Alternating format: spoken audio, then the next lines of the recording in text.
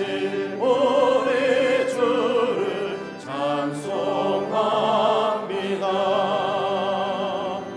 거룩 거룩 거룩 자비하신 주님 성삼위일체 우리 주로다.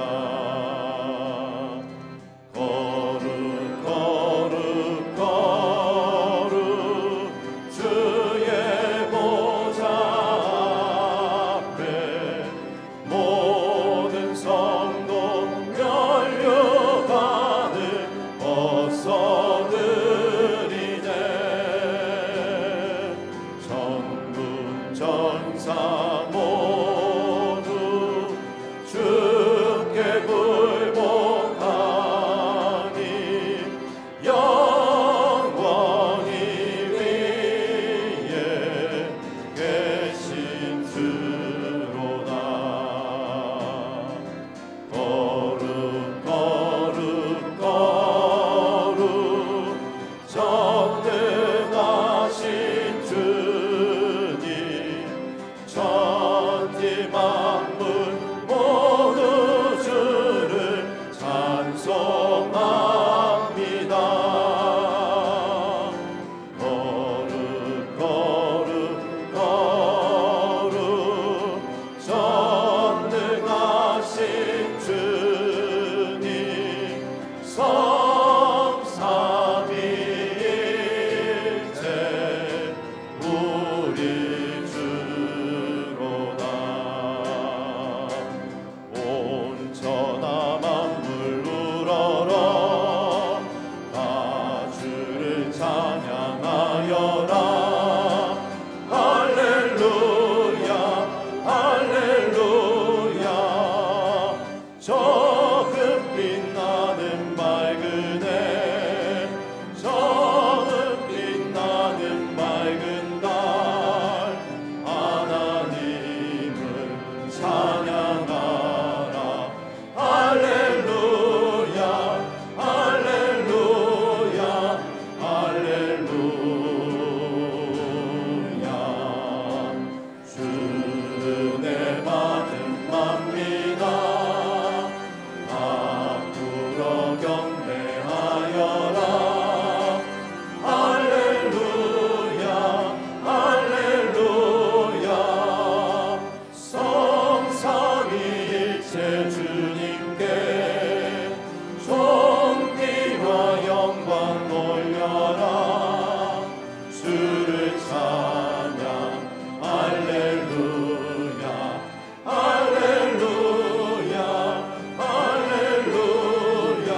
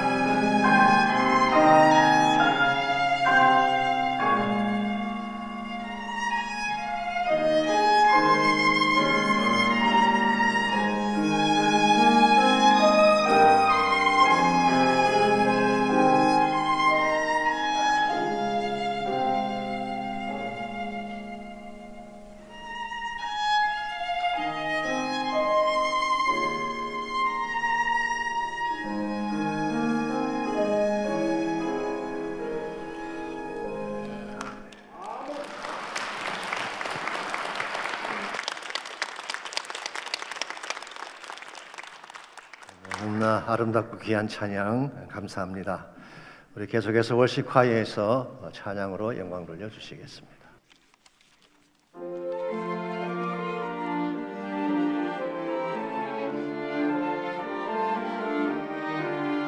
내가 사는 동안 주께 노래하며 주의 이름 찬양하리라. 내가 사는 동안 주를 찬양하며 그 신 이름 높이리.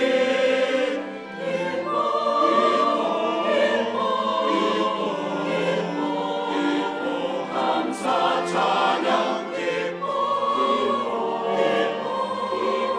감사 찬양하라. 내가 사는 동안 주께 노래하며 주의 이름 찬양하리라. 내가 사는 동안 주를 찬양하며 그 신 이름 높이리. 그 신 이름 높이리.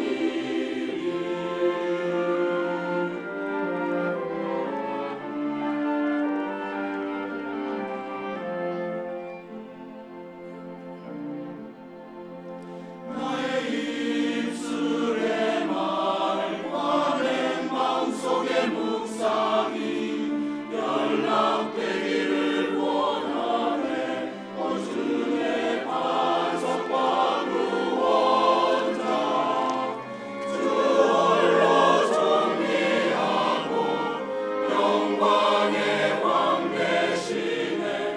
주의 말씀 영원하네. 내가 살동안 노래하며 주의 이름 찬양하리라. 내가 살동안 찬양하며 그 신 이름 높이리. 기뻐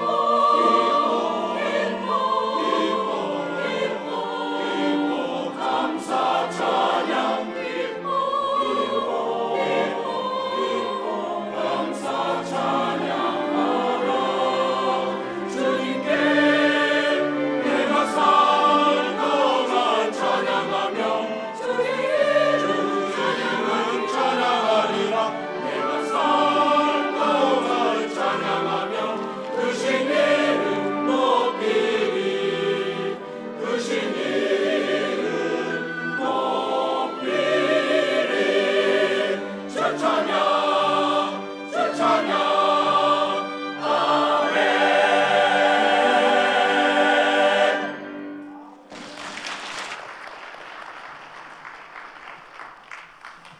하나님 말씀 사무엘하 7장 1절에서 13절까지 있는 말씀을 다 함께 찾겠습니다. 우리 사무엘하 함께 계속 묵상합니다. 오늘은 7장 1절에서 13절까지 한 절씩 교독하겠습니다. 여호와께서 주위의 모든 원수를 무찌르사 왕으로 궁에 평안히 살게 하신 때에 왕이 선지자 나단에게 이르되 볼지어다 나는 백향목 궁에 살거늘 하나님의 궤는 휘장 가운데에 있도다. 나단이 왕께 아뢰되 여호와께서 왕과 함께 계시니 마음에 있는 모든 것을 행하소서 하니라. 그 밤에 여호와의 말씀이 나단에게 임하여 이르시되 가서 내 종 다윗에게 말하기를 여호와께서 이와 같이 말씀하시되 내가 나를 위하여 내가 살 집을 건축하겠느냐. 내가 이스라엘 자손을 애굽에서 인도하여 내던 날부터 오늘까지 집에 살지 아니하고 장막과 성막 안에서 다녔나니 이스라엘 자손과 더불어 다니는 모든 곳에서 내가 내 백성 이스라엘을 먹이라고 명령한 이스라엘 어느 지파들 가운데 하나에게 내가 말하기를 너희가 어찌하여 나를 위하여 백향목 집을 건축하지 아니하였느냐고 말하였느냐. 그러므로 이제 내 종 다윗에게 이와 같이 말하라.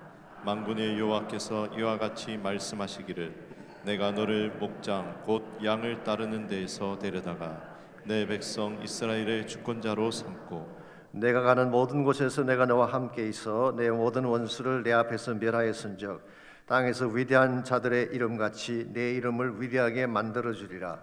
내가 또 내 백성 이스라엘을 위하여 한 곳을 정하여 그를 심고 그를 거주하게 하고 다시 옮기지 못하게 하며 악한 종류로 전과 같이 그들을 해하지 못하게 하여 전에 내가 사사에게 명령하여 내 백성 이스라엘을 다스리던 때와 같지 아니하게 하고 너를 모든 원수에게서 벗어나 편히 쉬게 하리라. 여호와가 또 내게 이르노니 여호와가 너를 위하여 집을 짓고 내 수완이 차서 내 조상들과 함께 누울 때에 내가 내 몸에서 날 내 씨를 내 뒤에 세워 그의 나라를 견고하게 하리라. 13절 다 같이 읽습니다.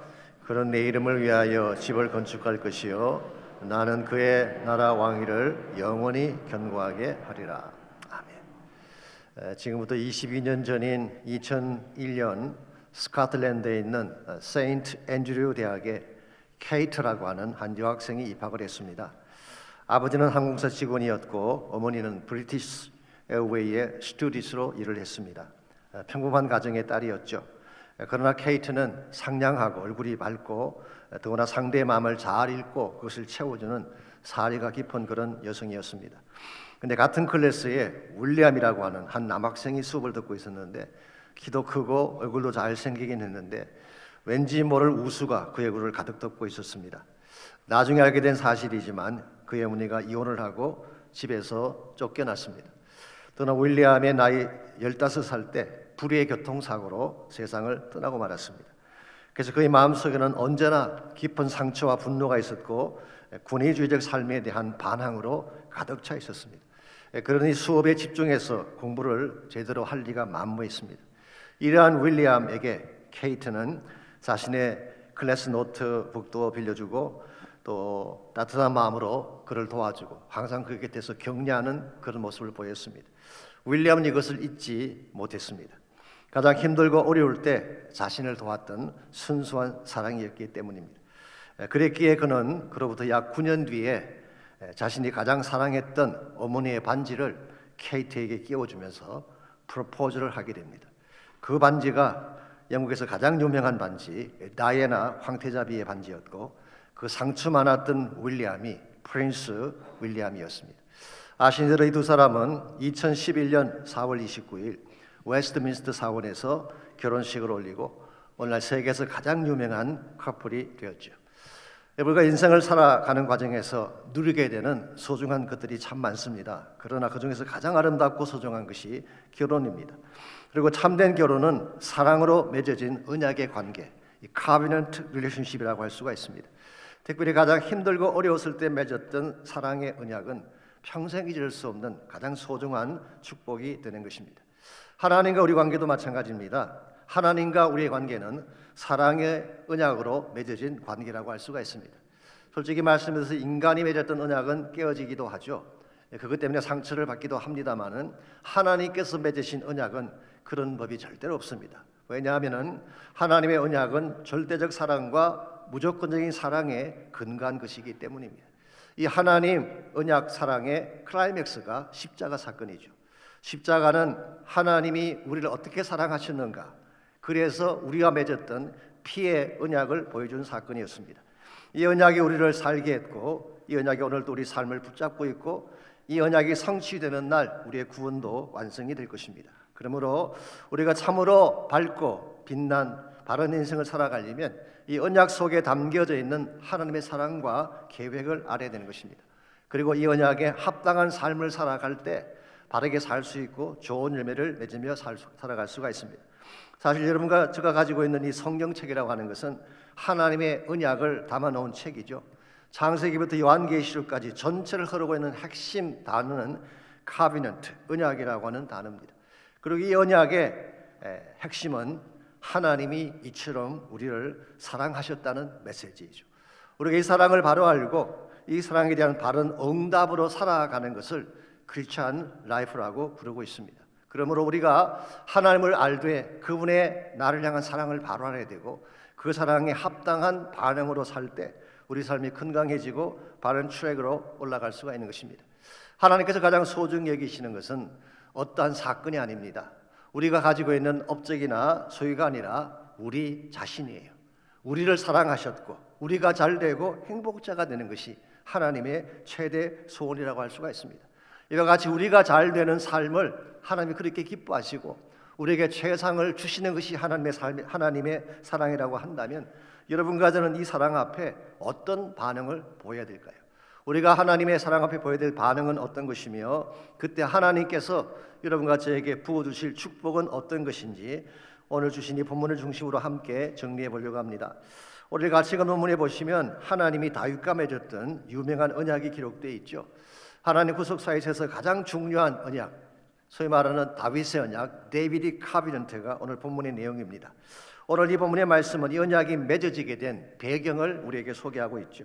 먼저 1절과 2절을 보시게 되면 이 언약을 체결하게 된 정황이 이렇게 소개가 되어 있습니다. 여호와께서 주위의 모든 원수를 무찌르사 왕으로, 여기서 왕은 다윗을 말합니다, 왕으로 궁에 평안히 살게 하신 때라고 했어요. 그럼 오늘 본문의 배경은 다윗이 전쟁의 승리를 거두고 왕궁에 들어와서 안정되게 편안하게 삶을 살 때였던 것을 알 수가 있습니다. 어떤 성경학자들은 다윗 통치의 말기가 그렇게 추적하기도 합니다만은 사실 시간이 중요한 것은 아니죠. 다윗의 인생의 모든 위기가 끝이 나고 그가 부유하게 편안하게 잘 살 때 일어난 사건입니다. 일반적으로 힘들고 어려울 때는 하나님을 찾지만 잘 살게 되면 하나님을 잊어버리기 십상인데 다윗은 그렇지 않았습니다. 힘들 때도 하나님을 찾았지만 잘 먹고 편안하게 잘 살 때도 하나님을 기억한 것입니다. 그리고 그분께 무엇인가를 드리고 싶어 했어요. 그래서 2절을 보시면은 왕이 선지자 나단에게 이르되 볼지어다 나는 백향목 궁에 살거늘 하나님의 궤는 휘장 가운데 있도다. 백향목 궁이라고 하는 것은 최고급 자재로 지은 화려한 집을 말하는 것이죠. 자신은 그 화려한 궁궐에 편안하게 머물고 있는데 하나님의 임재를 상징하는 법궤는 휘장 가운데 있다는 사실을 안타까워한 것입니다. 휘장이라고 하는 것은 양장피라고 해서 성막을 덮는 큰 카버를 말하는 것입니다. 다윗은 여기에 대해서 황송한 마음을 갖습니다. 죄송한 마음을 갖고 있어요. 왜 그랬을까요? 하나님을 사랑했기 때문에 그런 것입니다. 하나님은 그 옛날 자신이 광야를 헤매일 때 그렇게 도와주셨는데 위기를 당할 때마다 건져주셨고 오늘처럼 영광된 자리에까지 오도록 이끌어 주셨는데 나는 이것을 누리기만 할 뿐 정작 그렇게 나를 사랑하신 하나님은 바깥 휘장 가운데 머물게 한다는 사실이 황송하고 죄송했던 것입니다. 이것이 사랑의 마음이죠. 이것이 은혜를 아는 바른 자의 모습이라고 할 수가 있습니다. 그래서 다윗은 하나님이 거하실 성전을 건축하겠다고 나단에게 말을 한 것입니다. 물론 본문에는 생략이 되어 있지만 문맥상 이것은 충분히 알 수가 있는 내용입니다. 그랬더니 하나님께서 그날 밤 나단에게 나타나셔서 이렇게 말씀하십니다. 5절에서 7절까지입니다. 먼저 5절 가서 내 종 다윗에게 말하기를 여호와께서 이와 같이 말씀하시되 내가 나를 위하여 내가 살 집을 건축하겠느냐 네가 나를 위해 건축을 한다고 그런 식의 반문입니다. 6절에서는 내가 출애굽한 이후로 지금까지 집에 살지 않고 이동 거주지인 장막과 성막에서 살아왔는데 이 장막이라고 하는 것은 텐트를 말하는 것이고 성막은 태브네클입니다. 그러므로 일반적으로 큰 텐트 안에 태브네클이 있죠. 즉 쉽게 말하면 임시 거주지입니다. 이동 거주지죠. 내가 출애굽한 이후부터 지금까지 이동 거주지에 생활해 왔는데 무슨 새삼스럽게 이제 와서 건축이냐 그런 말씀입니다. 그러면서 7절에서 말씀하기를 내가 언제 그동안에 누가 나에게 백향목 집을 건축해 주지 않는다고 뭐라고 한 적이 있느냐 그렇게 말씀하셨어요. 한마디로 요약하면 거절하신 것입니다. 얘야 관둬라 난 괜찮다 그런 의미로 말씀하신 거예요. 자, 왜 그러셨을까요? 정말 싫어서 그런 말씀을 하신 것일까요? 그렇진 않은 것 같습니다. 여러분과 제가 사람들과 대화를 할 때 그 행간의 진위를 잘 파악을 해야 됩니다. 상대가 말하는 그 진심을 잘 알아들어야지 정확하게 답을 줄 수가 있는 것입니다. 그러면 특별히 여자분들하고 대화할 때나 어르신들하고 대화할 때는 조심해야 돼요. 문자적인 그대로 받아들이면 큰 코 다칠 수가 있기 때문에. 어르신들이 그러시잖아요. 아니 이 비싼 걸 왜 사가지고 왔냐고. 난 괜찮은데. 아니 바쁜데 왜 내려왔냐고 책망을 하십니다. 아니 지난번 주었던 용돈 아직도 있고 소셜에서 나오는 보조금도 내가 있는데 난 괜찮다 그렇게 말씀하세요. 이 말을 고지고대로 듣고 입 싹 닦으면 큰일 나는 것입니다. 그렇게 사용을 하셔도 용돈 드리셔야 돼요. 드리면 받으실까요? 안 받으실까요? 받으시죠. 뭘 그러냐 그렇게 말씀을 하시면서도 기쁜 것입니다. 우리 마음속에 부모님 마음속에는 그게 기특한 거예요. 이제서야 자식이 부모의 심정을 아는구나 부모를 사랑하는구나 그렇게 느끼시면서 감사하게 생각하시는 것입니다. 오늘 본문에 나타난 하나님의 심정이 이와 같은 것이었습니다. 하나님이 정말 성전 건축을 싫어하신 것이 아니었습니다. 물론 다윗이 피를 많이 흘렸기 때문에 다윗의 손으로는 하지 못하게 하셨지만 성전 건축 자체를 거절한 것은 아니었습니다. 실제로 열왕기상 9장을 읽어보게 되면 솔로몬이 성전 건축을 마쳤을 때 하나님 이렇게 말씀하셨어요. 내 이름을 영원히 그곳에 두며 내 눈길과 내 마음이 항상 거기 있으리라. 하나님 기뻐하셨어요. 그러므로 다윗이 여호와의 전을 건축하고 있을 때에 실제로는 내심 기뻐하신 것입니다. 마음속에 기특한 마음을 가지신 것입니다.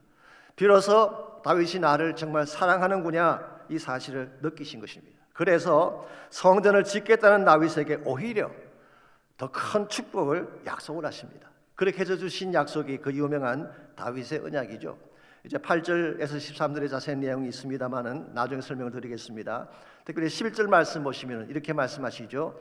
여호와가 너를 위하여 집을 지어줄 것이다. 다윗, 내가 내 집을 짓는 게 아니라 I will build a house for you. 내가 너를 위해 집을 세우리라. 이렇게 말씀을 하십니다. 여러분, 이것이 하나님 아버지의 심정입니다. 우리가 무엇을 조금 드리면 더 큰 것으로 안겨주고 싶어하는 마음, 이게 여러분과 저를 사랑하시는 하늘 아버지의 마음이죠. 그러므로 이것은 give and take와는 다른 것입니다. 돌아올 반대급부를 계산해서 드리는 것과는 다른 케이스예요. 사랑하기 때문에 부어주시는 은혜의 축복을 말하는 것입니다. 작은 것으로 심었는데 큰 것으로 거두게 하시고, 썩을 것으로 심었는데 썩지 아니할 것으로 거두게 하시고, 땅의 것으로 심었는데 영광된 하늘의 것으로 거두게 하시는 하나님의 수확, 이걸 어떤 분은 은혜의 수확, method of grace라고 부르습니다만은 이게 하나님께서 다윗에게 주시고 싶은 축복의 내용이었어요. 그리고 실제로 다윗은 이것을 누리게 됩니다. 하나님은 다윗과 언약을 맺어주셨고 그 결과 그의 집안이 크게 견고하게 세워지게 되고 오고는 세대 가운데 가장 빛난 그런 가문을 만들게 된 것입니다. 여러분과 저의 삶도 마찬가지입니다. 우리가 하나님의 사랑을 바로 알고 그 사랑에 합당한 삶을 살게 된다면 하나님은 여러분과 저에게 놀라운 축복을 안겨주시는 것입니다. 그러므로 우리가 1차적으로는 하나님의 사랑을 깨닫는 것이 중요하고 그 은혜를 아는 것이 중요하지만 두 번째 중요한 내용은 그게 합당한 헌신을 드리는 거예요. 그때 하나님께서 기뻐하시고 우리 삶 속에 축복의 약속을 부어주시는 것입니다. 자, 그렇다면 우리가 하나님을 사랑해서 우리 자신을 헌신하게 되면 하나님은 어떤 축복을 약속해 주실까요? 오늘 본문에 기록된 다윗의 케이스를 통해서 하나님을 사랑해서 헌신하는 자들에게 주어질 세 가지 차원의 축복을 함께 정리하려고 합니다. 첫 번째로 존귀한 이름을 약속해 주십니다. 우리가 하나님께 헌신하게 되면 하나님은 우리의 이름을 존귀하게 만들어 주신다, 그런 뜻이에요. 8절을 보겠습니다. 하나님은 이 다윗을 택하신 후에 이스라엘의 주권자로 삼았다고 했어요.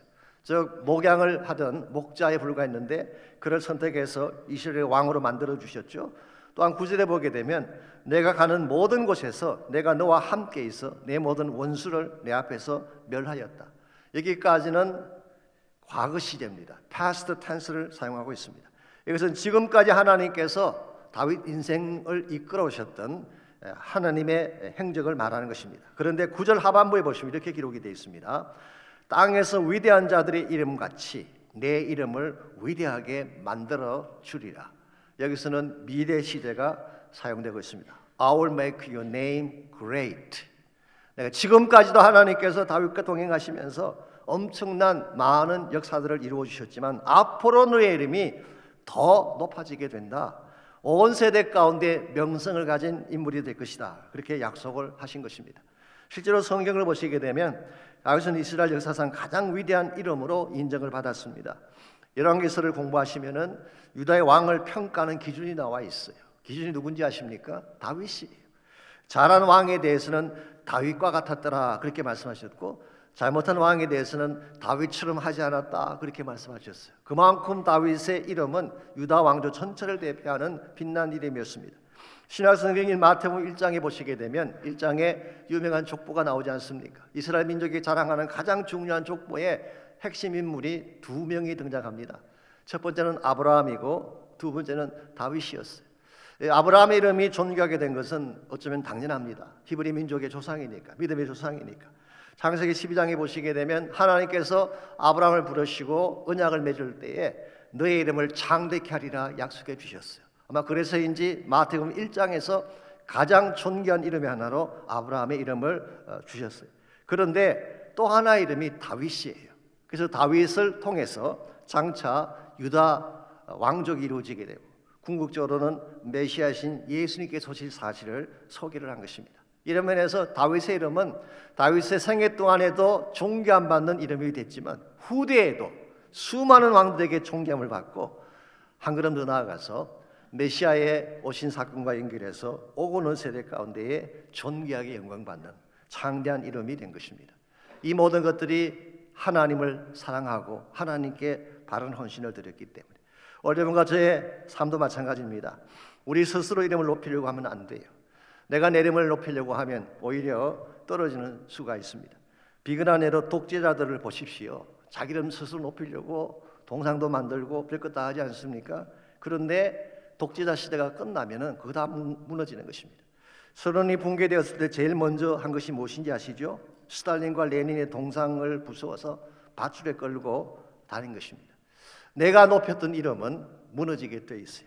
무엇보다도 성경에 보게 되면 루시퍼라고 하는 천사장이 나오죠. 루시퍼라는 말 자체는 광명이라는 뜻입니다. 굉장히 빛난 천사장이었습니다. 그랬는데 스스로 높아지려다가 땅에 떨어져서 비참한 결말을 갖게 되죠. 그게 바로 사탄이죠. 그러므로 내가 나를 높이는 것은 지혜로운 방법이 아닙니다. 하나님이 높여주셔야 돼. 그래야 진짜 높아지게 되는 것입니다. 예수님의 케이스를 보게 되면 예수님은 앞에 설명드린 케이스와 정반대입니다. 예수님은 하나님과 본질이 같은 분이셨어. 같은 디비니티, 디바인 네이처를 가지고 있는 하나님과 똑같은 네이처를 가지고 있는 하나님이셨습니다. 그래도 불구하고 자기 스스로 자신을 비워서 종의 형체를 가지고 십자가에 죽기까지 순종하셨어요.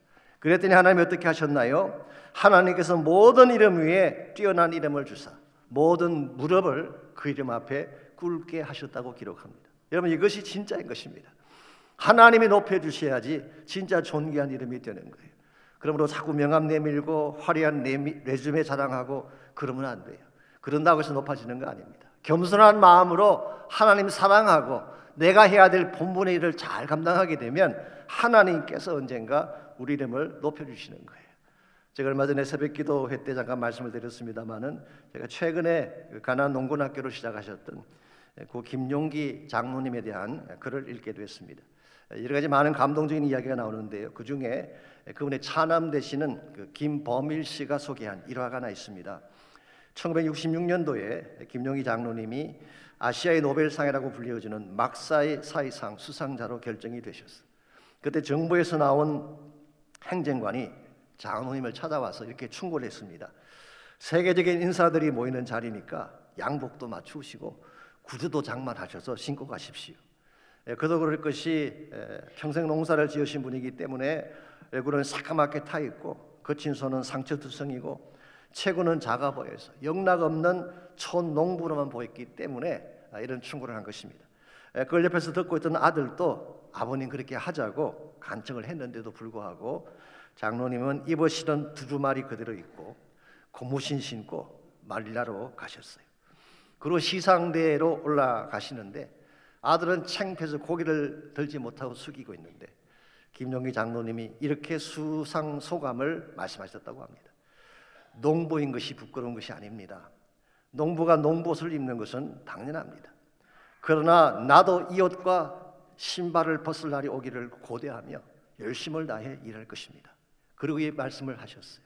아시아의 모든 농부가 고무신으로부터 해방이 되는 그날, 아시아의 모든 농부가 두루마리로부터 해방이 되는 그날, 저도 양복을 입고 구두도 신을 생각입니다. 얼마나 귀한 선포예요. 얼마나 아름다운 도전이에요. 허영심에 들떠서 그 모양만 내려고 하는 사람들에게 챌린지가 되는 말씀 아니겠습니까? 이 말을 들은 수많은 관객들이 일어나서 기립박수를 보내주었고 아드님의 눈에는 눈물이 고였다고 하는 일화가 있습니다. 여러분 이와 같은 것이 진정한 명성이죠. 하나님이 나에게 어떠한 잡을 주시든지 나의 위치가 어디든지 하나님 때문에 자긍심 가지고 전심을 다 일하게 되면 하나님이 우리 이름을 창대케 만들어 주시는 거예요. 설사 세상 사람들은 알아주지 않는다고 할지라도 천국에서 해같이 빛난 이름이 된다면 이것만큼 가치 있는 일이 어디 있겠어요? 그러므로 여러분과 제가 추구해야 될 명성은 세상적인 명성이 아니라 하나님 나라의 명성. 우리가 하나님을 순수한 심령으로 사랑하게 되면 하나님 우리 삶도 창대하게 만들지만 우리 자녀들의 인생 가운데도 창대한 축복을 안겨주시는 것입니다. 두 번째로 우리가 하나님을 사랑해서 우리 자신을 내어드리게 되면 안정된 터전을 약속해 주십니다. 우리 삶의 터전을 안전하게 만들어주시는 축복. 10절과 11절을 보시게 되면 하나님이 다윗에게 주신 두 번째 약속이 소개가 되어 있습니다. 내가 또 내 백성 이스라엘을 위하여 한 곳을 정하여 그를 심고 그를 거주하게 하고 다시 옮기지 못하게 하며 악한 종류로 전과 같이 그들을 해하지 못하게 하리라고 했어요. 한 장소를 정해서 거기에 거주하게 한다. 이게 삶의 시큐리티, 삶의 안정된 터전을 말하는 것입니다. 전에 내가 사사에게 명령하여 내 백성 이스라엘을 다스리던 때와 같지 아니하게 하고 너를 모든 원수에게서 벗어나 편히 쉬게 하리라. 자, 사사 시대가 어떤 시대였나요? 사사 시대는 케아스입니다. 중심이 없었기 때문에 각자 원하는 대로 행하였던 그야말로 케아스의 시대였죠. 그러다 보니까 이방 민족이 수시로 침공해 왔어. 사이클을 가지고 계속 한 사이클이 끝나면 또 다른 사이클이 시작되고 이와 같은 삶이 사사 시대의 삶이었는데 이제는 그렇게 하지 않겠다는 거예요. 하나님께서 사사 시대와 같지 않도록 너에게 평안을 주고 안정된 터전을 만들어 주시겠다. 실제로 성경을 보게 되면요, 다윗이 재위하는 기간 동안에 이것이 이루어지게 됩니다. 역사상 가장 강력한 국력을 가지고 영토를 확장했던 시기, 단에서부터 브엘세바까지 영토를 확장했던 시기가 다윗의 시기였죠. 하나님을 사랑하고 하나님만 신뢰하는 자에게는 오늘도 동일한 축복을 안겨주십니다. 내 힘으로 살려고 하면 안 됩니다. 나의 노력과 나의 능력으로 살려고 하면 결국은 무너질 수밖에 없는 것입니다. 우리 사는 인생 현장이라고 하는 것이 결코 녹록하지 않은 거 아시죠? 수많은 투쟁과 경쟁이 있습니다. 내가 아무리 노력하고 애써도 나의 힘으로 안 되는 사건들이 우리 인생 가운데는 비일비재한 것입니다. 이와 같은 상황 가운데서 나의 힘만으로 그것을 극복하고 이겨내는 것이 가능할까요? 얼마 전에 방영되었던 드라마 중에 재벌 이야기를 다룬 아주 인기 드라마라고 하는데요, 저는 보지는 못했습니다만은 그 드라마에 이런 대사가 나온다고 하네요. 새우가 고래 싸움에 등 터지지 않으려면 어떻게 해야 될까? 우리말 속담에 고래 싸움에 새우 등 터진다 그런 말이 있죠. 그래서 물은 질문이 새우가 고래 싸움에 등 터지지 않으려면 어떻게 해야 될까? 듣고 있던 주인공이 한참 고심 끝에 답을 합니다. 몸집을 키워야 한다. 여러분, 새우가 몸집을 키우는데 얼마나 키우겠어요? 아무리 키워봐야 새우는 새우입니다. 그 새우의 몸짓으로 어떻게 거대한 고래를 이겨내겠어요? 제가 인간을 새우에 비해서 좀 죄송하긴 합니다만은 인간이 가진 능력의 한계가 그와 같다는 것입니다.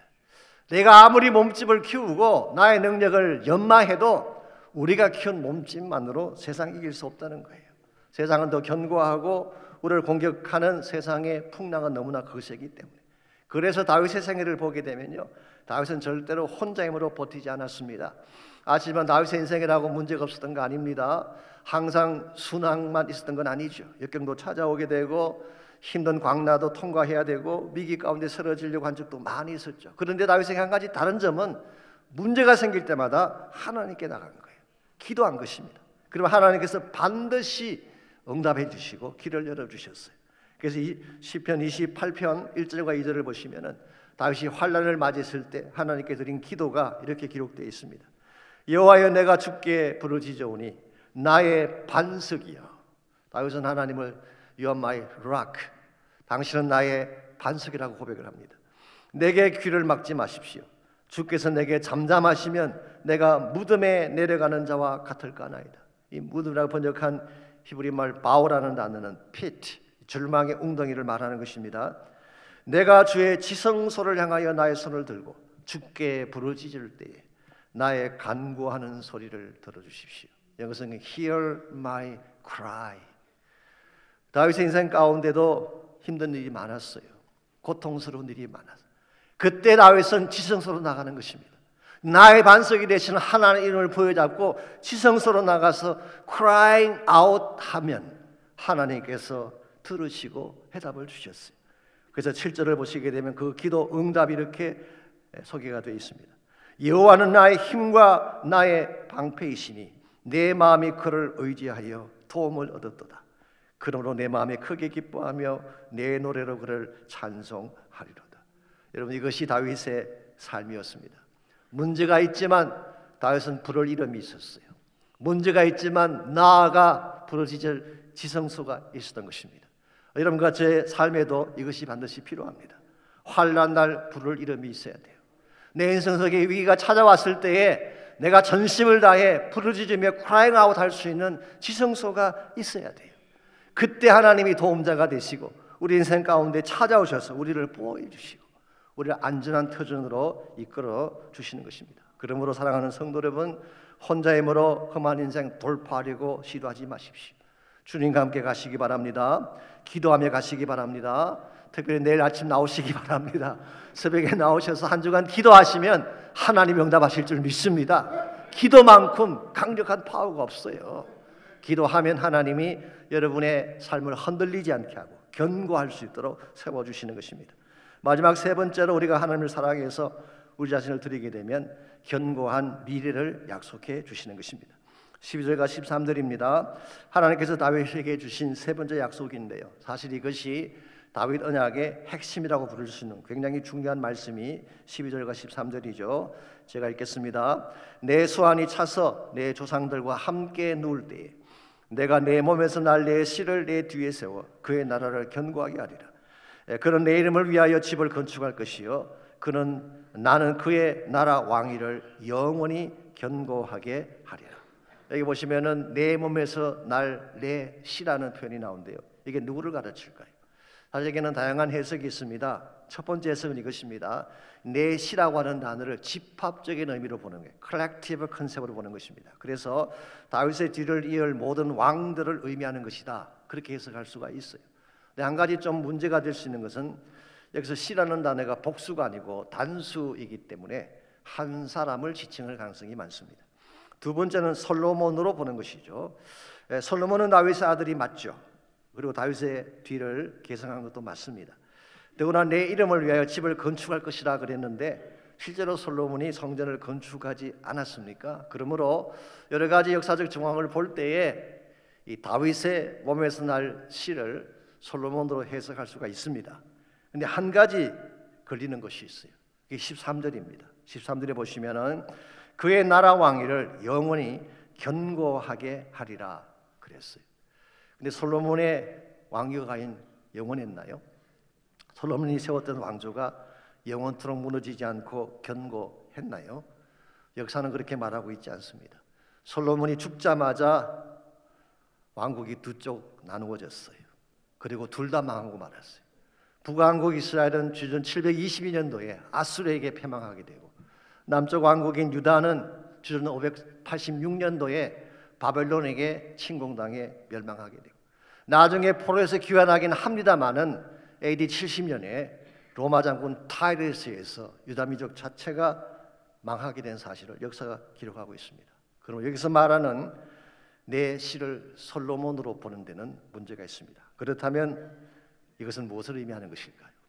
이것은 장차 다윗의 후손으로 오실 메시아 예수 그리스도를 말하는 것입니다. 예수님은 다윗의 후손으로 오셨어요. 그러므로 오늘 본문에 하면은 내 몸에서 날 내 씨가 되는 것입니다. 그리고 그분을 통해 세울 나라는 영원토록 무너지지 않는 영원한 왕위가 되는 것입니다. 눈에 보이던 세상 제국들 다 사라졌어요. 바벨론 제국이 참 화려하긴 했지만요, 바벨론 제국 역사의 무대에서 사라졌죠. 페르시아 제국이 얼마나 막강했습니까? 그러나 페르시아 제국도 사라졌습니다. 알렉산더가 세웠던 헬라 제국이 얼마나 막강했어요. 그러나 헬라 제국도 역사의 무대에서 사라졌습니다. 로마 제국 얼마나 막강했습니까? 그러나 로마 제국도 역사 속에서 사라지고 말았습니다. 이번 여러분과 제가 보고 있는 이 세상 제국 영원할까요? 우리가 보기에는 영원할 것처럼 보이지만 결단코 영원하지 않습니다. 유일하게 한 나라, 예수 그리스도를 위해 세우질 하나님의 나라만은 영원한 것입니다. 예수님 한 분만이 영원한 우리의 왕이신 줄 믿습니다. 예수님을 통해 세우실 하나님의 나라만이 영원토록 무너지지 않는 영원한 나라가 되는 것입니다. 이와 같이 영원한 왕을 세우고 영원한 나라를 세워서 이 나라를 통해 하나님의 뜻을 집행하기 위한 언약이 바로 다윗과 맺은 언약이었어요. 여러분과 제가 이 언약 안에 들어오게 된 것은 너무너무 감사할 일이죠. 사실 우리는 세상에서 살던 사람이었어요. 세상 왕국에 속해 있던 사람이었습니다. 그런데 예수님을 통하여서 예수 그리스도의 몸에 놓은 피 때문에 여러분과 제가 하나님 나라에 들어오게 됐어요. 지난주에 말씀드린 것처럼 마태복음 20장에 보게 되면 장터에서 놀던 사람들이 많잖아요. 장터에서 해질 때까지 놀다가 인생을 마칠 사람들이 얼마나 많습니까? 여러분이 장터에서 세웠던 것들은 아무리 화려해도 영원하지 않습니다. 사망선을 넘길 수 있는 게 아무것도 없어요. 그러므로 하나님의 포도원으로 들어오셔야 돼요. 하나님의 나라로 들어오셔야 되는 것입니다. 오늘 본문의 말씀은 분명하게 우리 모두에게 초청하며 도전하고 있습니다. 언제까지 세상에 속해 살 거냐는 거예요. 언제까지 세상의 바벨탑을 쌓기 위해 인생을 투자하며 살 것이냐는 것입니다. 이제는 우리의 영원한 왕이신 예수 그리스도께로 돌아오고 그분이 세우실 영원한 킹덤 비전에 참여를 해야지 우리가 한 분을 살아도 바로 살 수 있게 되고 진정한 열매를 맺게 되는 것입니다. 그래서 고린도후서 4장 18절에서 사도 바울은 이렇게 선포하고 있습니다. 우리가 주목하는 것은 보이는 것이 아니요 보이지 않는 것이니 보이는 것은 잠깐이요 보이지 않는 것은 영원함이라고 했어요. 눈에 보이는 세계 화려해 보이지만 잠깐입니다. 그러나 보이지 않는 세계 하나님의 나라는 영원하다는 거예요. 그러므로 우리가 진정한 의미에서 바른 삶을 선택하기를 원한다면 이 하나님 나라에 우리 인생을 걸고 그 나라에 들어가서 하나님을 사랑하고 섬기는 삶을 집행해야 되는 것입니다. 여러분과 제가 진실로 하나님을 사랑한다고 한다면 그리고 사랑의 의미를 바로 알고 있다면 이제 우리는 그분의 소원을 행해 줄 수 있어야 됩니다. 하나님의 소원은 피 묻은 복음을 전하는 것입니다. 죽으시고 부활하신 예수 그리스도를 땅 끝까지 전파하는 거예요. 그렇게 함으로 말미암아 우리 때문에 죽은 영혼들이 살아나게 되고 암흑 가운데 있던 이 세상이 하나님 나라로 변화되어져서 주의 영광을 높이는 것 우리가 살아야 될 과제이고 이런 삶을 추구하는 것이 진실로 하나님 사랑을 아는 자의 모습이라고 할 수가 있습니다. 조 바이든 대통령이 지금 미국을 다스리는 대통령이죠. 그분에게는 별명이 참 많다고 합니다. 몇 년 전에 트럼프가 선거 캠페인할 때는 슬리피 조라는 별명을 붙여줬죠. 항상 이렇게 졸리는 눈. 그 다음에 크리피 조라고 부르기도 했어요. 항상 음침하고 그런 조. 그렇게 늘 놀리기도 했습니다만은 또 하나의 별명이 있습니다. 엠트랙 조라고 하는 별명이 있어요. 엠트랙은 뭔지 아시죠? 기차입니다. 유명한 그 정치가들 가운데 엠트랙을 가장 많이 사용한 사람이 조 바이든이에요. 이분이 델라웨어에서 상원의원을 할 때 36년 동안 엠트랙을 타고 아침에 출근했다가 워싱턴 DC까지 출근했다가 저녁에 퇴근하는 그 일을 했습니다. 편도만 110마일이 된다고 하는데 그는 엠트랙을 타고 매일 출퇴근을 한 것입니다. 이유가 무엇인지 아십니까? 아들 때문이었대요. 원래 조 바이든에게 세 자녀가 있었습니다. 그랬는데 1972년도에 교통사고로 자기 아내와 갓난 딸이 그 자리에서 죽게 되고 2살, 3살 난 두 아들은 중상은 입었지만 살아나게 되죠. 근데 조 바이든의 마음속에 그 아들이 항상 걸렸어요. 엄마 없이 혼자 집에 있을 아들을 생각하면서 그게 너무 안쓰러워서 그는 출퇴근을 하게 된 것입니다. 그랬는데요, 그 중에 한 아들, 보라고 하는 아들이 2015년도에 브레인 캔서로 세상을 떠나고 말았습니다. 그리고 마지막 남은 아들이 헌터라고 하는 아들인데 여러분이 아시는 바대로 이 아들은 문제였어요. 마약 중독에 빠지기도 하고 불륜에 빠지기도 하고 더구나 수입 댄스와 하룻밤을 자는 바람에 사생활을 낳기도 하고 수십 번 재활센터를 다니면서 치유를 했지만 고쳐지지 않았어요. 더구나 최근에는 특검을 받고 기소되는 일까지 벌어졌잖아요. 미국 역사상 처음 있는 일이래요. 현직 대통령의 아들이 기소되는 건 처음 있는 일이에요. 그럼에도 불구하고 조 바이든은 단 한 번도 이 아들을 내친 적이 없대요. 누가 뭐라고 하더라도 사랑하는 아들이니까. 그래서 돈 칼럼니스트는 이 아들을 조 바이든의 아픈 손가락이라 이렇게 불렀어요. 아프지만 잘라낼 수 없는, 아프지만 그래도 품어야 되는 아들이란 뜻입니다. 그런데 아픈 손가락은 조 바이든만 가진 게 아니에요. 하나님 아버지도 아픈 손가락을 가지고 계십니다. 그것이 바로 여러분과 저예요. 한때는 다윗마저도 아픈 손가락이었죠. 하나님 마음을 상하게 하고 하나님 가슴에 못을 박고 하나님 멀리 떠나갔던 아픈 손가락이었어요. 근데 하나님 아픈 손가락 잘라내지 못했어요. 사랑하기 때문에. 여러분과 저도 마찬가지입니다. 우리가 헌터보다 더 나을까요? 더 깨끗할까요? 더 정직할까요? I don't think so. 헌터 못지않게 동일한 죄를 범했던 여러분과 저, 버려도 한참 잘라버려야 마땅한 여러분과 저였는데 자르지 못하는 아버지의 마음, 그게 사랑하는 것입니다. 아파도 내 아들이기 때문에, 못나고 빗나가도 내 아들이기 때문에. 이거를 여러분과 저를 향하신 하나님의 사랑입니다. 이 사랑을 안다면 우리가 어떤 삶을 살아야 될까요? 이제 더 이상 하나님 가슴 아프지 않게 해야지. 아파하는 아버지의 마음이 더 이상 아프지 않도록 도와드려야지. 그것은 우리가 바르게 사는 거예요. 내가 행복하게 사는 것입니다. 내가 깨끗하고 내가 아름답게 살게 되면 하나님 아버지가 가장 기뻐하세요. 그러므로 이 시간에 정말 내 심령 가운데에 이 아버지 사랑을 다시 깨닫는 은혜를 달라고 기도하십시오. 우리가 언제부턴가 이 사랑이 식어져감을 느끼고 있지 않습니까? 오랫동안 교회 다니다 보니까 하나님에 대한 우리 관계가 타성해졌게 되고 감격이 사라지게 되고 하나님 사랑이 식어간 사실을 부인할 수가 없습니다. 이 아침 기도할 때 하나님, 나를 이렇게 사랑하신 하나님의 사랑이 내 가슴 속에 회복되게 하여 주옵소서 기도하시기 바랍니다. 하나님의 아픈 손가락처럼 못나고 삐뚤어진 나를 사랑하신 그 주님, 못났지만 잘라버리지 못하고 다시 가슴에 안고 아파하시면서도 나를 구원하기 위해 지금도 애쓰시는 그 하나님 앞에 새로운 마음으로 새로운 결단으로 나가는 시간이 있기를 바랍니다. 여러분 가운데 여러분의 혼자 힘으로 감당할 수 없는 문제를 가진 분이 혹시 계신가요? 여러분에게 필요한 것은 crying out 할 수 있는 지성소입니다. 혼자서 신음하지 말고 주의 제자 앞에 나오시기 바랍니다. 기도하시기 바랍니다. 부르짖으시기 바랍니다. 사랑합니다 나의 예수님, 사랑합니다 아주만이요, 사랑합니다 나의 예수님, 사랑합니다 그것뿐이요. 다시 한번 고백합니다. 사랑합니다. 사랑합니다 나의 예수님, 사랑합니다 아주 많이요, 사랑합니다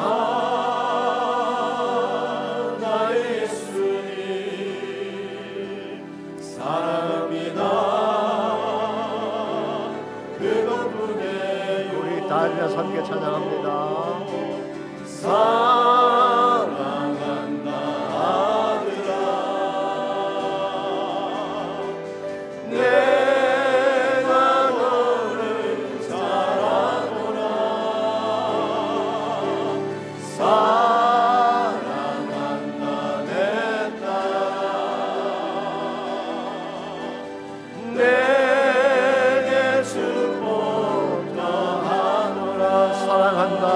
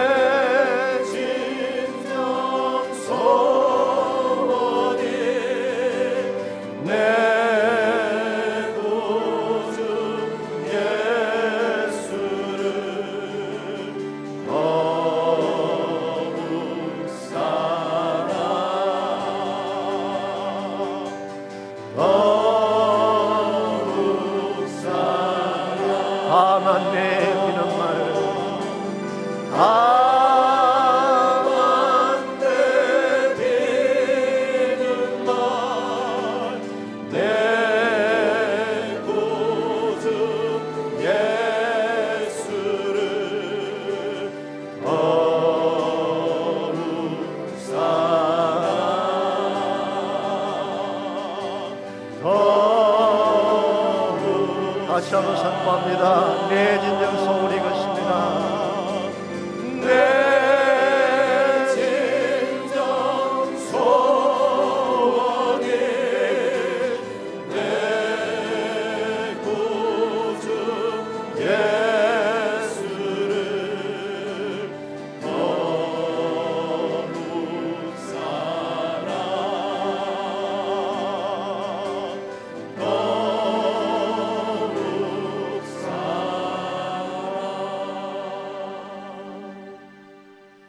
아파버스도 아픈 손가락을 잘라내지 못하고 힘들어하시면서도 그 아픈 손가락을 가슴에 안고 함께 신음하시며 통곡 속에 계시는 아버지 하나님, 우리 마음을 열어주셔서 이 아버지 사랑을 깨닫게 하시고 이 사랑 앞에 새로운 심령으로 헌신하는 저희 모두가 되게 하여 주시옵소서. 하나님, 이 세상은 점점 악화해져 가고 악한 제국은 점점 왕성해져 가는데 우리 힘만으로 이 땅을 이겨낼 수가 없습니다. 하나님, 우리 삶 가운데 임재해 주시고 반석되신 그 하나님이 우리가 crying out 하면 반드시 들으시고 응답하시는 지성소의 그 하나님을 우리 모두가 만나게 하셔서 그 능력과 그 영광 가운데 승리하며 살아갈 수 있는 저희 모두 되게 하여 주시옵소서.